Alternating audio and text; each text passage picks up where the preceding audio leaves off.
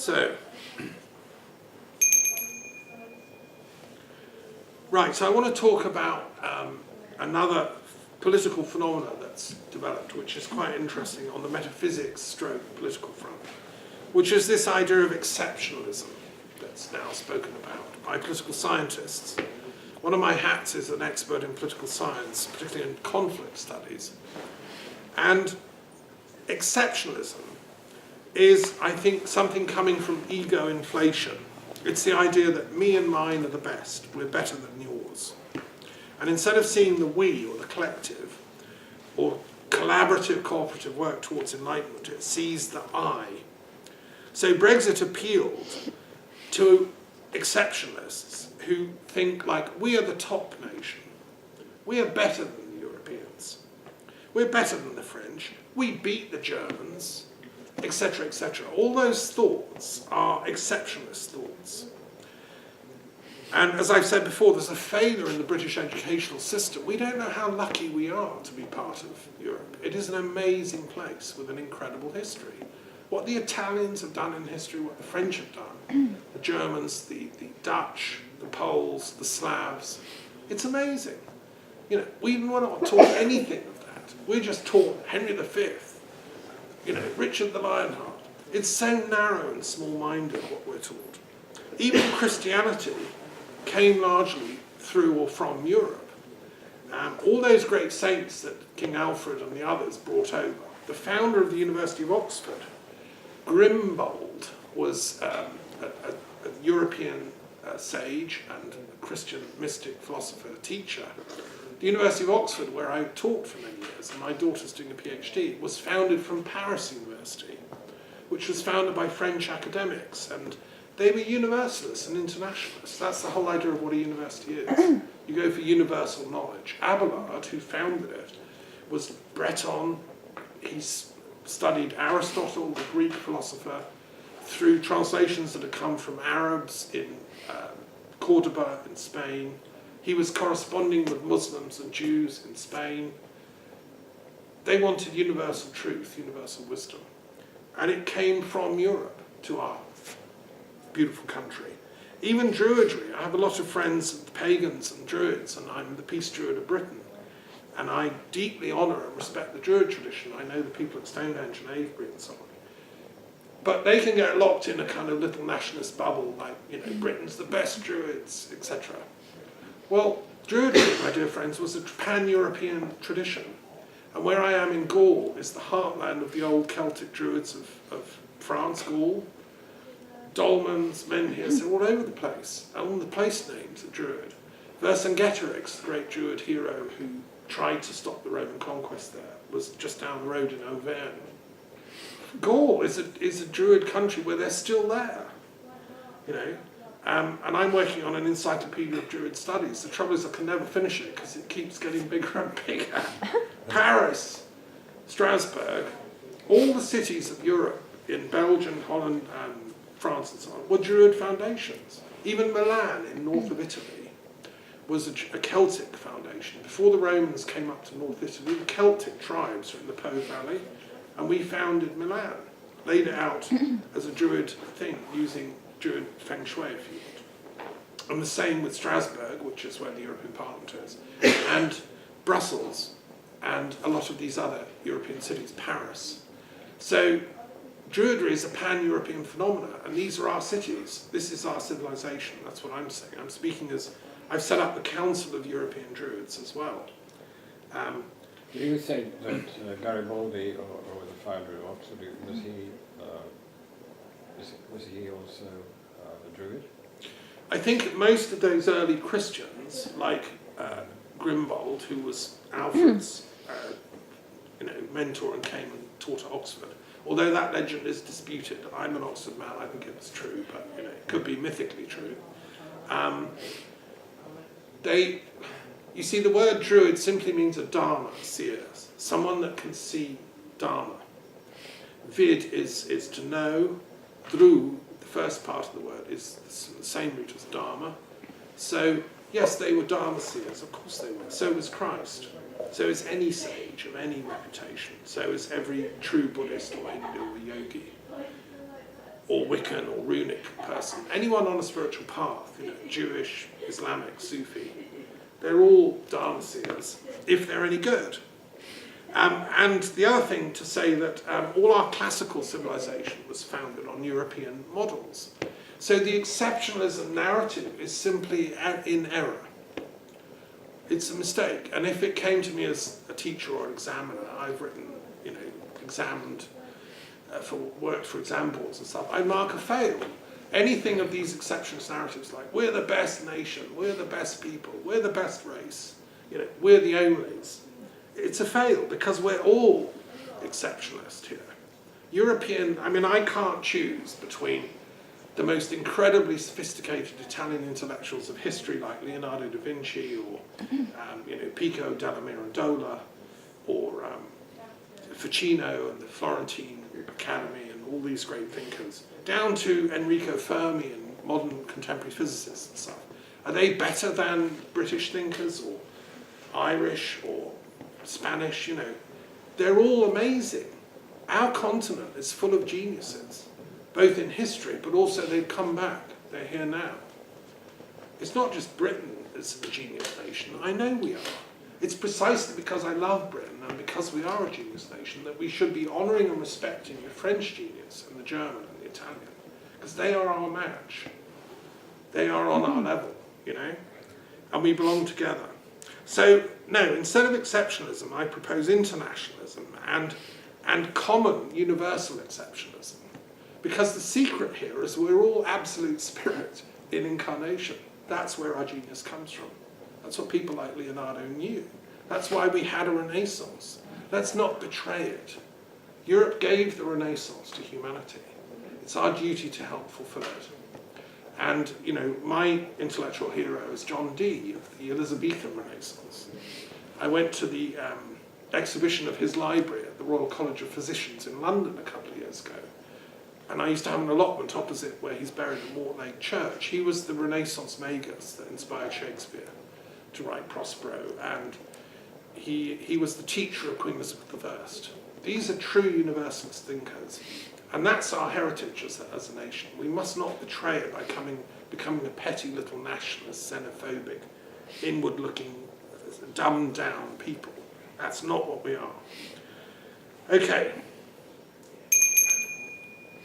So, Brexit never took account of something else which is very important. It's largely an English exceptionalist argument. It never took account of Scottish exceptionalism. And I want to talk about that a bit because I lived in Scotland for 7 years. I didn't know much about Scotland when I went up. I loved the Scots. I'd been there for a few summer camps, had a couple of brief encounters with Scottish girlfriends, but nothing serious, and didn't really know, I just thought they're nice people, that's fine. When I went to Scotland, I had an amazing experience, really. They are incredible people. And they're very proud of their history and heritage. They have their own stories, which we were never taught in English schools. Right? I was very well educated at Brighton Grammar School, Brighton College. Never dicky bird about Scotland. The odd mention of there were some wars and Bannockburn. That was it. What I learned is that from the Scottish perspective, the English are a brutal race and rather ignorant. And they fought them for years. They fought them in the 100 Years' War. On the whole, they took the side of France because both thought the English were brutes. And the Scots had helped because Scotland is the place of the Irish, the Gaels. With Columba, they brought Christianity in. They were desperately trying to pacify and make nice these barbaric English people, right, when they came off the boats. And they brought Christianity from Lindisfarne down to Lindisfarne from Iona, and all of the Midlands and all that. So the Scots and the Irish were literate, Christian, universalist Europeans when the English couldn't write, literally. And they were just off the boats hacking people with knives. So it's been a long struggle to get the English to a level of sophistication that they can even understand the sophistication of the Scottish mind. During the Scottish Wars, it's said, and at that time in the medieval period, there was a lot of transmission of esoteric knowledge to Scotland. The Knights Templars, you know, and esoteric things associated with that. Early proto-Freemasonry in Scotland was transmitted in a way that it went over the heads of the English, right? And there's an amazing book I'd refer you to, which, if you haven't come across it, called Restoring the Temple of Vision, by a woman called Martha Suchard, who did her PhD on Blake and Swedenborg and visionary poetics. Then she went back into the medieval period and said, where does this stuff come from? And she discovered medieval, mystical, Masonic, visionary, you know, thought. And she realised that the Scottish exiles of the Jacobites were all master magicians. You know, the court of Saint-Germain and co. And they brought with them, when they were kicked out by the English in 1688, and then after the Jacobite revolutions failed, 1715, 1745, all the great minds of Scotland went to France. And they said, I'm not staying with that barbaric country taken over by those people. All they care about is banking, and they talk in maths. They never do poetry. You know, that was their argument. And so there was a very sophisticated intellectual culture which was highly esoteric. And so the Scots are conscious of that. They introduced into Freemasonry the higher degrees, what are called the Scottish degrees of Freemasonry, which, after you've done your 3 normal degrees in the English Masonic system, you then do 33 degrees of Scottish Freemasonry, which is the proper thing, real McCoy. Now, this is shown in things like the, you know, the Dan Brown books and all that, Rosslyn Chapel, but it's actually for real, I've discovered. And it's still living in France. These French Freemasonry is descended from those Scottish Jacobite exiles. Chevalier Ramsay and others took it, and it infuses the whole of the French intelligentsia. It's their start point. And that's what I was saying earlier in the first half about what we should be doing is working for universal restoration of the Temple of Vision. And the Freemasonic things, where you make a lodge and you do a ritual and you rebuild someone's temple, that's a sort of magical exercise to recreate that sacred space. So Scotland is a very, very advanced culture, esoterically and philosophically, and it will not accept Brexit. Brexit is a fantasy dreamt up by English nationalists who have no education in ethics, morality or philosophy, and they do control the press and the media by and large, the BBC, they control the intelligence services, and they've been trying to pump out for the last 2 years, Brexit, Brexit, Brexit is the best thing ever, ever. But I'm sorry, they are failing the exam. They cannot think it through. And the Scots are saying no. You know, we like Europe is the Scots position. And if you watch what Nicola Sturgeon is saying, and the Scottish Nationalist Party, and the Scottish Labour Party, and even some of the Scottish Tory Party, they're saying we will not leave the European Union. They will have a second referendum, you know, rather than leave the European Union, and they will leave the UK. The Scots prefer Europe to being in a UK controlled from Westminster. They fought very hard to get their semi-independence of their parliament in Edinburgh, and they're not going to accept Brexit under any circumstances. They will go for independence, and I can say that as, you know, someone that lived in Scotland. I felt the pulse, and therefore the implication is logically that to push for Brexit and not have a second referendum and not to reverse the first decision will lead to the breakup of the United Kingdom. The Scots will go independent, they will get their own country, and that country will rejoin the European Union immediately. And the European Union has said that's not what the EU said. The EU said they can't do that.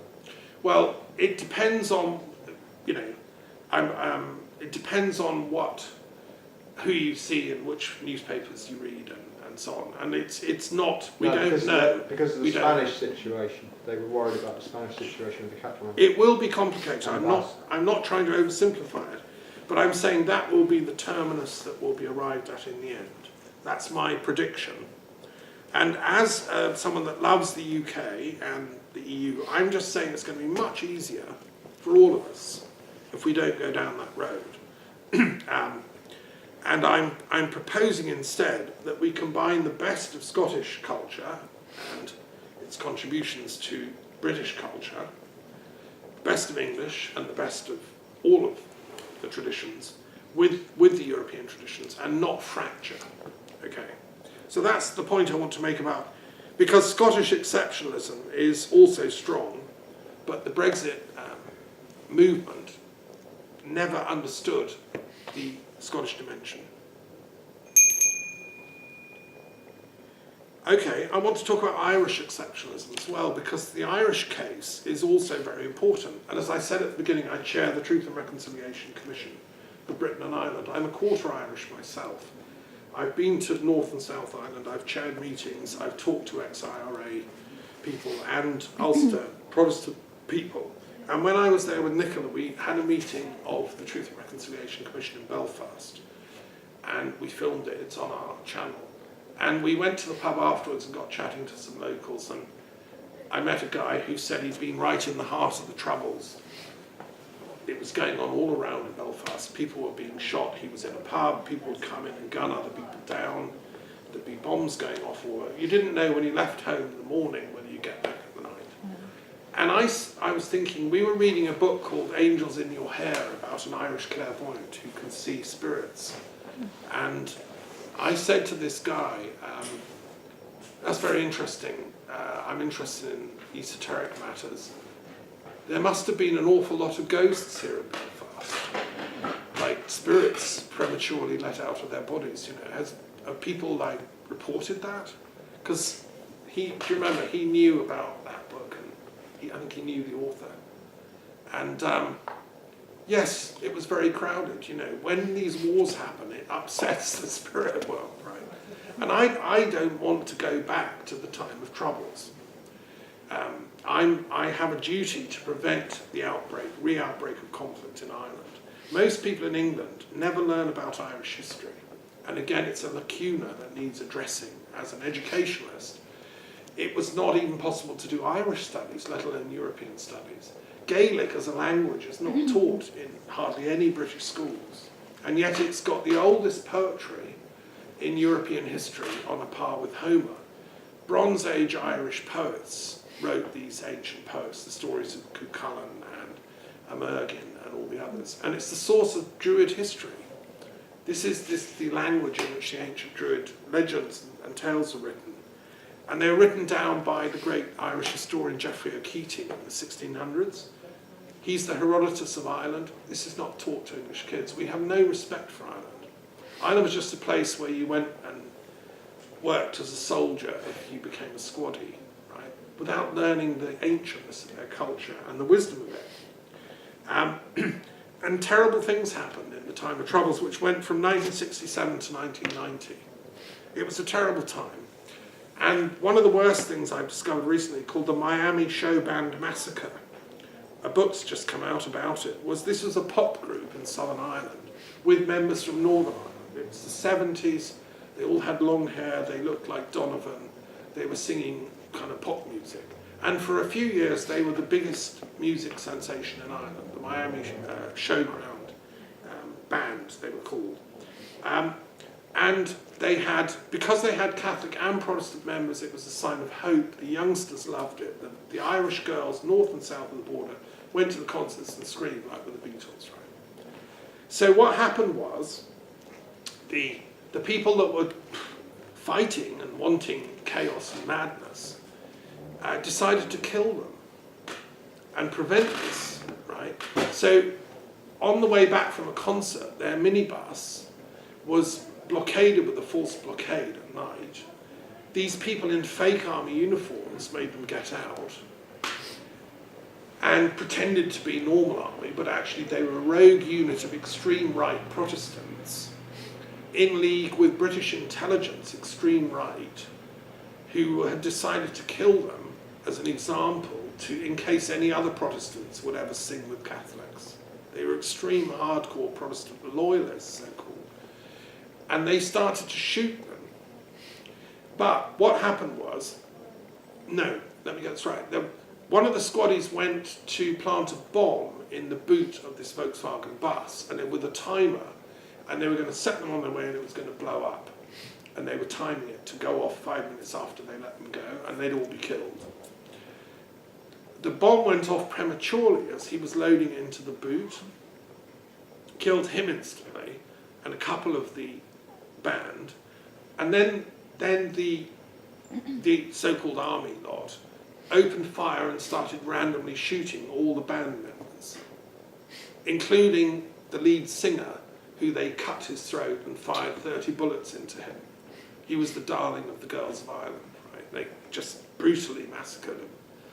One guy escaped, the bassist, crawled away into the woods, and he's just written the story. And it was discovered in the Inquisition that happened later that this was all set up by British military intelligence at the highest level. Some rogue guy, wanted to make an example of these Catholic singers. I mean, that's the level of brutality and hatred that used to be there not long ago, in my lifetime, in your lifetimes, right? I remember these bombings. And I refuse to sit and sleep on my job and let that happen again for the people of Ireland. The debate in Brexit media land, which is a fantasy land, is about hard border in Ireland. I mean, that's only the beginning of the problem. The real problem is the fighting that would break out on the streets of Belfast again when the peace of the Good Friday Agreement is violated. Under the Good Friday Agreement, if they stick to it, the people of Northern Ireland would be given the chance to rejoin the Republic and become one nation if Brexit is pushed down their throats. And I think they would vote for that. However, I fear that the die-hard Protestant hard-right people that would kill a band like that would rather do riots in the streets and gunners than let Ireland be reunited. So we would then get war on the streets of Belfast again between the Let's Unite Ireland and all live happily as Republic types, who by and large vote Sinn Féin and go to mass, and the over my dead body I'll kill all the Catholics rather than let that happen types. And they're both, it would be war again. And that is the genie that I don't want to unleash from the bottle of the negative karma of Brexit. But I know it's going to happen, I can see it. And of course it's not mentioned in the British press at all, hardly. The most they discuss is, oh dear, hard border.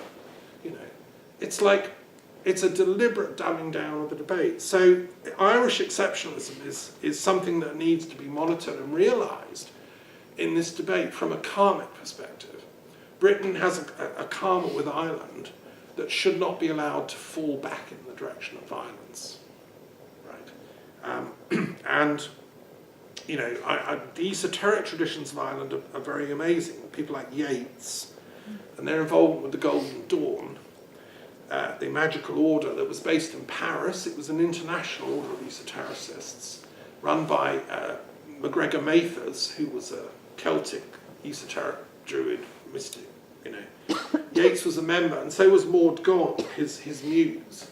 She wouldn't marry Yeats, but she said, I can't marry you because you'll stop writing love poetry, and it's some of the best love poetry ever, so you've got to not marry me. Instead, she married John McBride, who was working in the Irish Republican Army. And they had a son called Sean McBride, who was the greatest peace thinker for the Republic of Ireland. He won the Nobel Prize for Peace, and he has a peace prize for the International Peace Bureau, Sean McBride. And he was the love child of John McBride and Maud Gonne, who was Yeats's muse. These people laboured for Irish freedom from an esoteric perspective.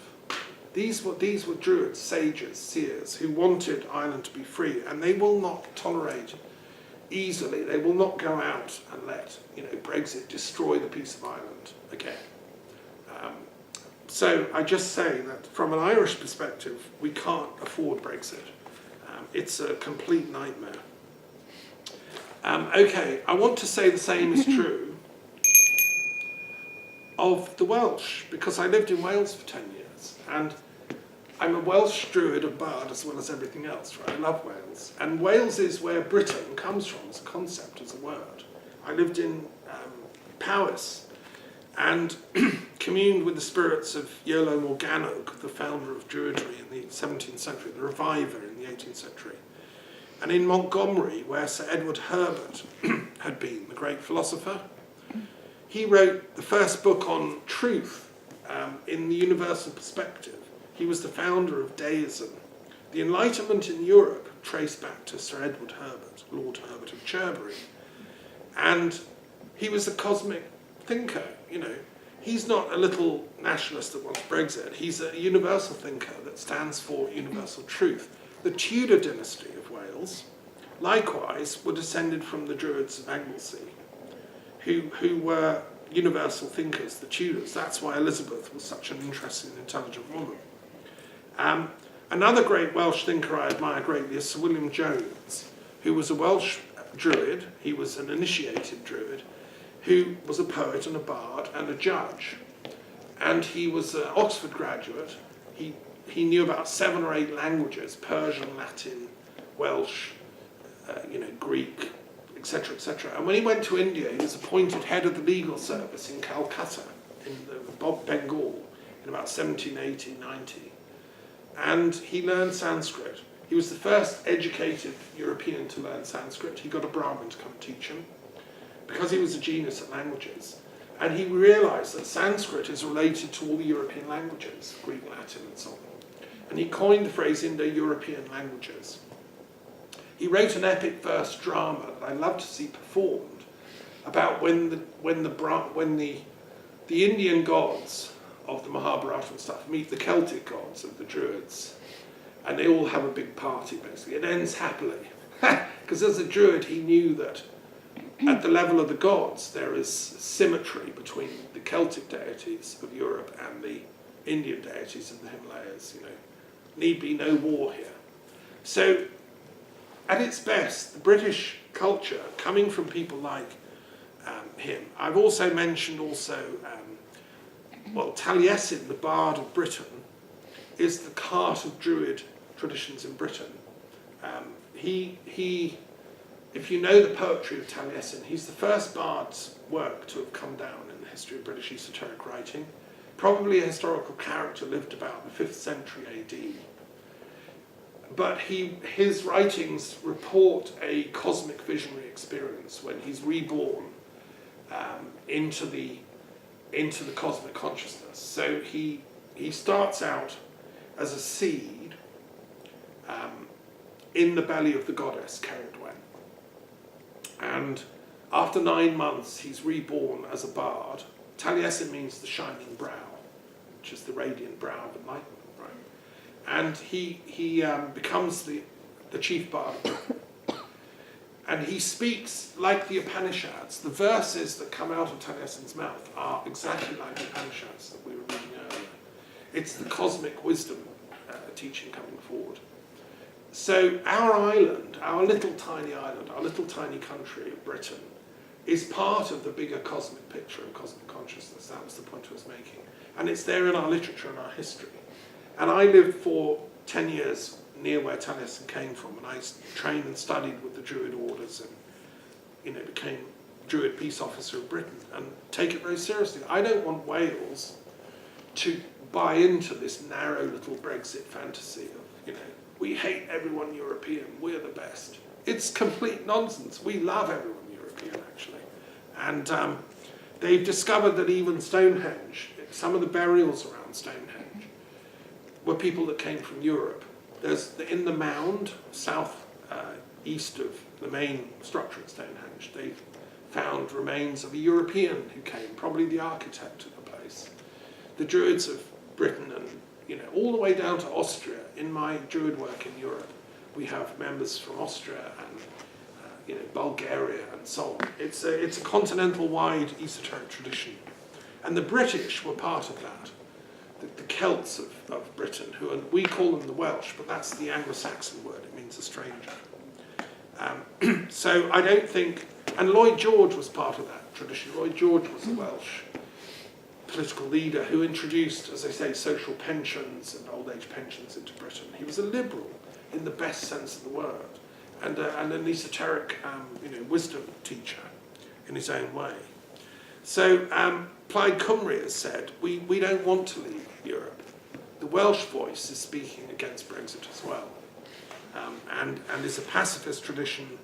Robert Owen, who founded socialism in Britain, and later got very interested in spiritualism, see, typical esoteric socialism. The Spiritualist Alliance in Britain looks to Robert Owen as one of their founders, because even after he died, he carried on being busy.